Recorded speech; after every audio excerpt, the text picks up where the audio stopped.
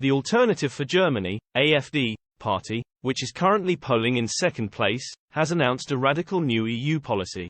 The leader of Germany's populist right-wing AfD party has praised Britain as dead right for its decision to leave the EU, and said her country should hold its own referendum. Alice Weidel, leader of the Alternative for Germany, has said she will push for a referendum on EU membership if her party comes to power. Far from a fringe opinion, the AfD has been polling in second place since July last year, and is just 8 points behind Angela Merkel's former party the CDU. Ms. Weidel said the vote will be held if an AfD government fails to secure reforms to take back control from the European Commission. The cause bears striking similarities to Britain's own referendum, when David Cameron went to Brussels demanding essential reforms, but failed to get anything meaningful. Speaking to the Financial Times, the right-winger warned, "If a reform isn't possible, if we fail to rebuild the sovereignty of the EU member states, we should let the people decide, just as Britain did. And we could have a referendum on Brexit, a German exit from the EU."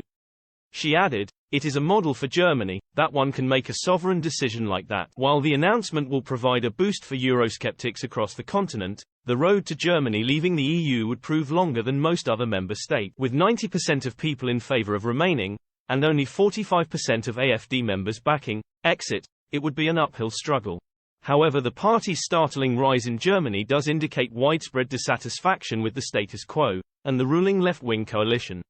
The AfD leads the polls in all 5 East German states ahead of this September's regional elections, and its 22-point support is ahead of all 3 parties in Chancellor Olaf Scholz's coalition government. Ms. Weidel has said the AfD will struggle to take power before 2029, however said a future role in government is inevitable. The CDU won't be able to maintain its firewall in the long term. "We can form a clear right-wing majority. And the CDU can't refuse to accept that in the long term, especially in the eastern states."